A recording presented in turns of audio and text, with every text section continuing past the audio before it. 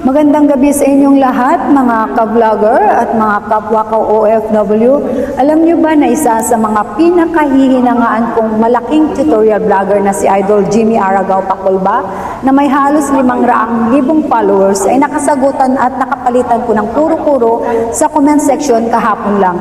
Ang paksa natin, nadadamay ba ang personal profile mo kapag na-restrict ang page mo? Sabi ni Idol, magkaiba daw sila ng entity kaya nagkataon lang daw na sumabay ang violations ko noon. Pero sa mahabang video na ito, hihimayin natin ng may buong respeto kung paano nagbago ang algorithm ni Meta ngayong 2026. Panoorin nyo to hanggang dulo. Unang-una, saludo po ako kay Idol Jimmy dahil siya ang isa sa mga dahilan kung bakit ako naingganyong pumasok sa pagtuturo ngayon. Tama po si Idol kung ang pag-uusapan natin ay ang mga simpleng violation tulad ng unoriginal content sa isang video. Kapag binura mo ang video, hiwalay talaga ang activity ng page at profile. Pero may malaking but po. Nitong pinakahuling update ni Lolo Meta sa kanyang recidivism policy, binabantayan na ng AI ang tinatawag na admin trust score. Ibig sabihin, kapag ang isang page ay paulit-ulit na nakakatanggap ng mabibigat na red flags tulad ng matitinding copyright strike o misleading engagement tactics, automatic na hihilayin ng sistema pababa ang reputasyon ng profile mo bilang admin.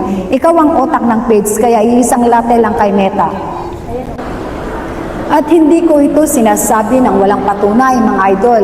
Mismong ang page ko na nagsimula sa pangalang Daily Life at napilitang maging Daily Life Buhay OFW noong kasagsagan ng matitinding restrictions ay umabot sa punto ng suspension na nag-message na sa akin sa Facebook na permanenteng buburahin ang lahat ng pinaghirapan ko. At nagpaalam na nga ako sa aking mga followers noon dahil akala ko katapusan na natin. Pero sa awa ng Diyos, hindi siya natulog at nung makilala ko ang tamang diskarte sa algorithm, dahan-dahan nating naibangon ang page hanggang sa maging Layla Buhay OFW at tutorial vlogs ngayon.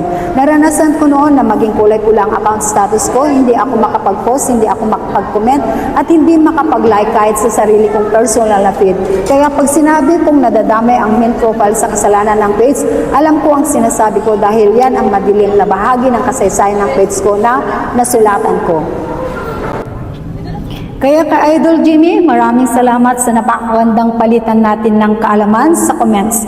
Dahil sa mga katulad mo, mas lalong natututo ang ating mga kapwa maliliit na creators. Para sa aking mga followers, sa mga followers din ni Idol, panatilihin nating malinis ang ating mga pages, iwasan ang asol na links at mag-upload ng 100% original content para ligtas ang ating mga sahod. Para sa iba pang ganitong totoong tutorial mula sa isang kapwa nyo OFW, pakifollow ang aking page, Layla Buhay OFW at tutorial vlogs. Sabay-sabay tayong matuto ng tama. Kayo mga idol, nadamay din ba ang main profile nyo nung magka-issue ang page nyo? I-comment mo sa baba at pag-usapan natin ng may respeto. Maraming salamat po at mag-ingat po kayo palagi.